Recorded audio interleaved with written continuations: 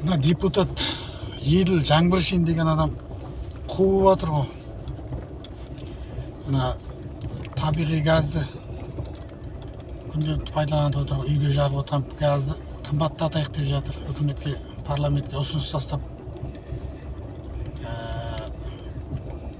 мөлшер қояйық деп жатыр. Осы мөлшерден асып кетсе, тарифпен есептейміз деп. Ал машинаның газын, пропан газды жердің астына көмдіреміз цистерналарын деп жатыр. Безопасно, қауіпсіз мақсатында деп.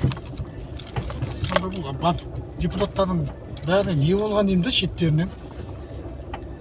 Бір дым болмаса, бір-екеуі болса да бір халықтың жағдайын ойламас па екен, бір халыққа тиімді бір заң шығармас па екен. О шығаратындар тек халыққа тек қалай болса солай шығарып жатыр ғой заңда. Халыққа түк те пайдасы жоқ соның.